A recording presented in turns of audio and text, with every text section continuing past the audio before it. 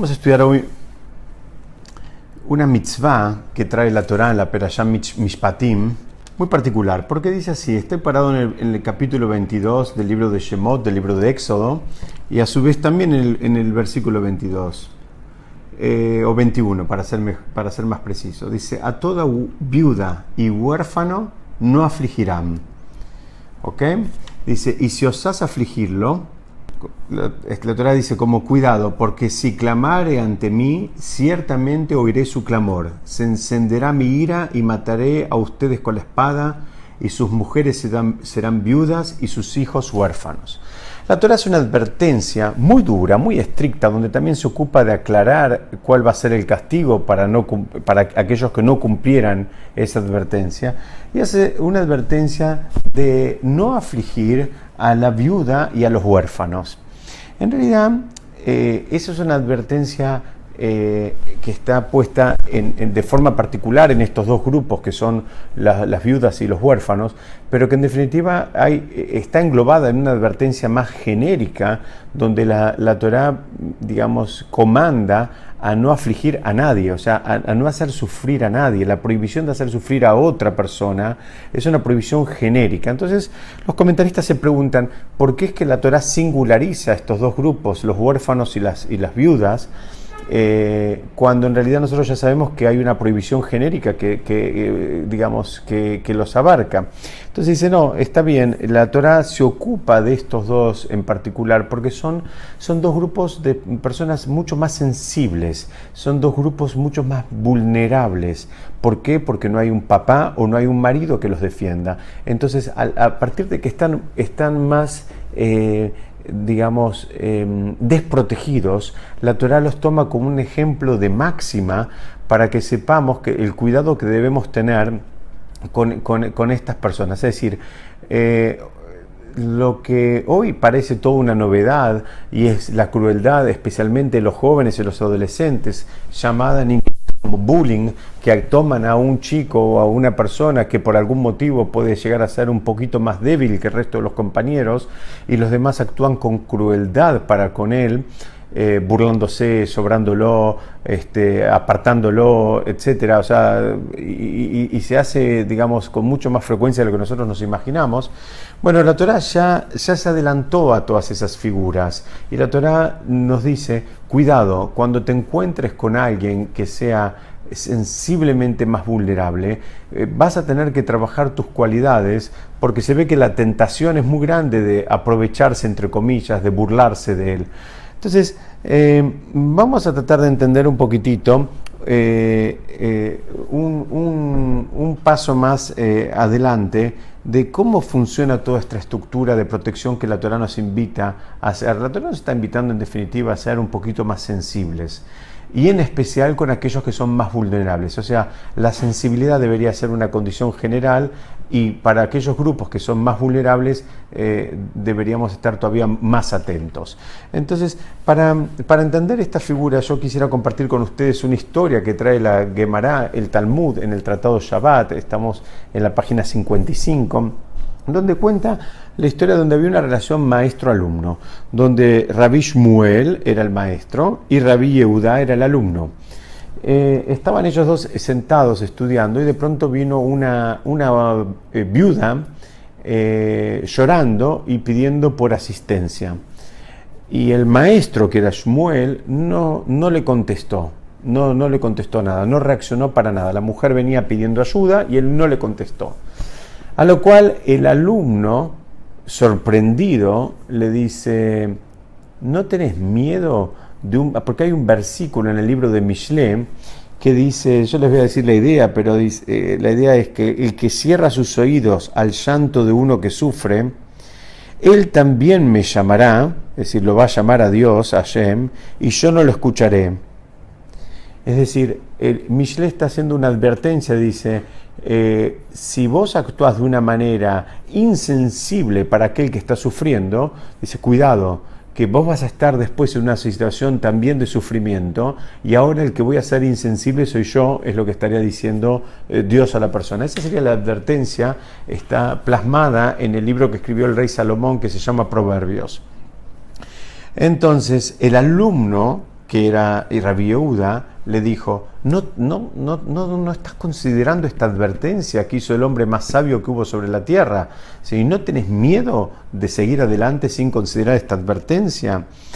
Entonces el maestro le contestó, no es mi responsabilidad, porque hay alguien que está a cargo de asistir a las viudas y a los huérfanos, que sería el jefe del tribunal rabínico. Y yo no soy el jefe del tribunal rabínico, hay otra persona que tiene esa misión, que es el jefe del tribunal rabínico, que se llamaba Rab Ukva.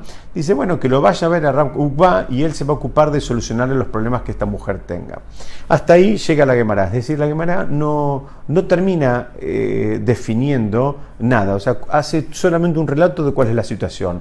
La situación, a maestro y alumno estudiando, viene una persona, pide asistencia, clama, está llorando, el maestro no reacciona, el alumno se sorprende y le dice, ¿no te estás olvidando de un versículo muy importante del libro de Proverbios, que es un libro donde en realidad nos da todas máximas para actuar en la vida, y es un libro, y ahí hay una advertencia muy importante en relación a la actitud que hay que tener con aquella persona que está sufriendo, y él le dice, mira, esto no es asunto mío, hay alguien que se ocupa de esto, punto, terminó la historia.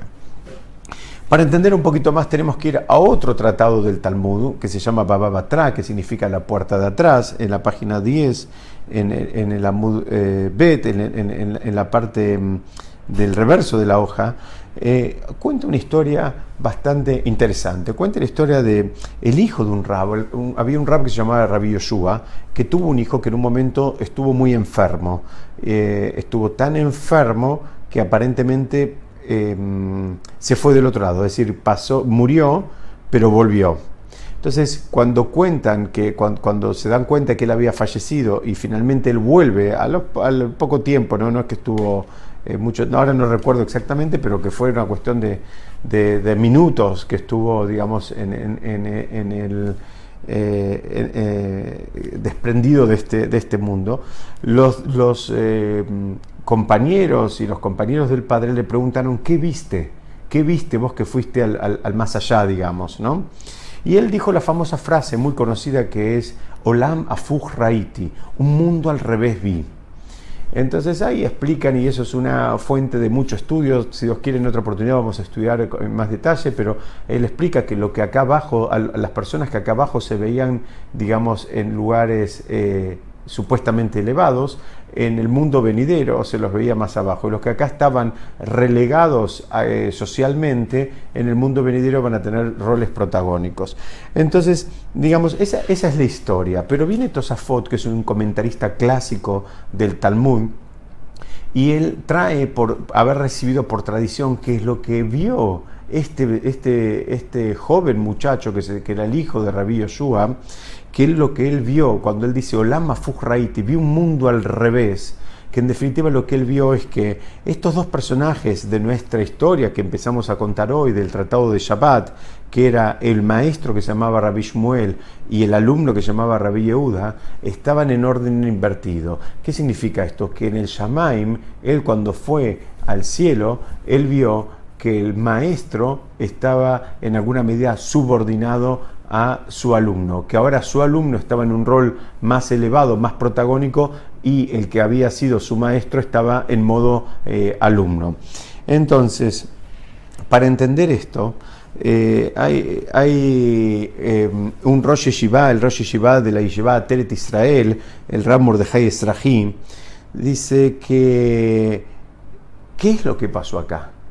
¿Qué es lo que pasó acá? Y él dice, nos da una pista muy interesante. Él nos dice, mira, esa enseñanza, ese habérsele plantado al maestro y decirle, está mal lo que estás haciendo, y fundamentárselo, esa enseñanza es tan valiosa, donde nosotros tenemos por lo menos en el Talmud otras 500 instancias donde el Talmud se ocupa de remarcarnos que Shmuel era el maestro de Yehuda.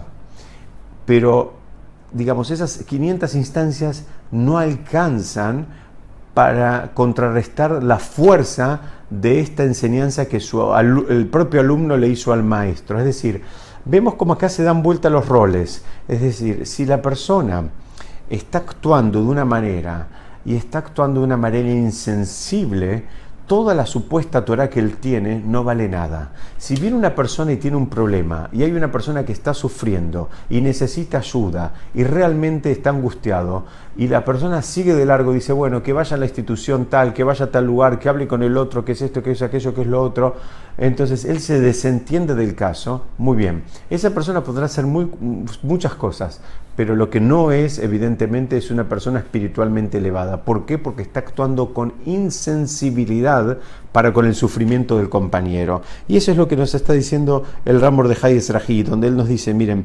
el maestro fue maestro en 500 situaciones, pero esta situación donde el alumno le marcó los puntos al maestro es mucho más fuerte y mucho más valiosa que las otras 500 situaciones que mencionamos antes. Entonces, digamos, muchos dicen, bueno, pero en definitiva el maestro no era el Rab que estaba a cargo de la situación, es decir, no era había alguien que estaba a cargo de la situación. ¿Por qué él fue juzgado con tanta severidad, donde en el mundo por venir él ya estaba, digamos, en un nivel más bajo que su propio alumno? Es decir, a priori parece como que fue un castigo muy estricto para una persona que sabemos que fue muy elevada, que fue un gigante espiritualmente hablando, y que sabemos que en realidad había una institución y había un esquema de responsabilidades para reaccionar ante estas situaciones. Entonces acá viene lo interesante que creo que nos puede servir a todos nosotros. La realidad de las cosas es cuando viene alguien que está sufriendo por cualquier índole. Puede ser que esté sufriendo por un problema económico, puede ser que esté sufriendo por un problema de salud, puede ser porque esté sufriendo por un problema de pareja, por un problema de negocios, por un problema comunitario, social, en fin, educativo, lo que sea. La realidad de las cosas es que no siempre nosotros tenemos al alcance las herramientas para resolver el problema. Viene una viuda y nosotros no tenemos la manera de traerle el marido de vuelta, y tampoco tal vez tengamos los medios económicos para resolverle todos los problemas, ni tampoco tenemos una agenda llena de teléfonos para presentarle a aquellos que están buscando una pareja, digamos, y resolverles inmediatamente.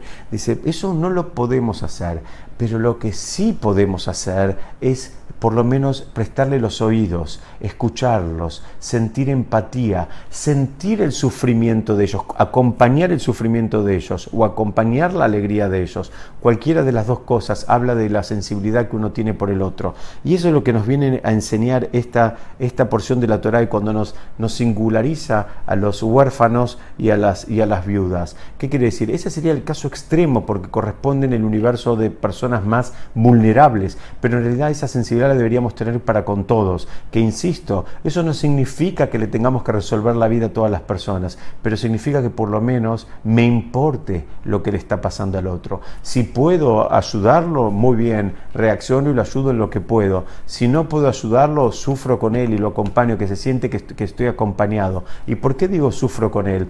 Porque hay un esquema muy interesante, que nosotros no sabemos en mérito a quién a veces los problemas le son sacados sobre la espalda de la persona. ¿Qué significa esto? Muchas veces tenemos vamos a decir, a Rubén, que está con un problema, y va y se lo cuenta a Shimón. Ahora Shimón no le puede resolver el problema, pero sufre por Rubén, le importa lo que le pasa a Rubén y él sufre por Rubén. Dicen que a veces en el Shamaim, dicen que a veces en el cielo, por mérito a que, digamos, para que Shimón no sufra, se le resuelve el problema a Rubén. ¿Qué significa? Somos todos parte de una gran neyama, de un gran alma, y están todas nuestras propias almas están entretejidas. Y cuando hay una que sufre en un lugar, hay veces tal vez esa persona que está sufriendo es muy meritoria, y en el Shamaim, en el cielo, dicen, no, mejor que no sufra, pero está sufriendo por otro, bueno, entonces le resolvemos el problema al otro para que este primero no sufra. Ahora vemos cómo las cosas están interconectadas. Lo que le pasa al otro, por más que yo no tenga en mis manos la posibilidad de resolverlo, tengo en mis manos la posibilidad de acompañarlo y de tener un vínculo espiritual con lo que le pasa al otro. Si lo puedo ayudar en el mundo material, lo debo hacer y también es algo muy elevado. Si no lo puedo hacer en el mundo material o no lo puedo resolver por completo en el mundo material, siempre queda el recurso de acompañarlo en el mundo espiritual. Y eso es lo que la Torá nos está diciendo. La Torá nos está diciendo, cuidado, necesitamos crear personas espiritualmente elevadas. Significa que son personas sensibles a las necesidades de los otros, más allá de que las puedan resolver por completo o no. Besat Hashem, seguimos estudiando la próxima. Muchas gracias.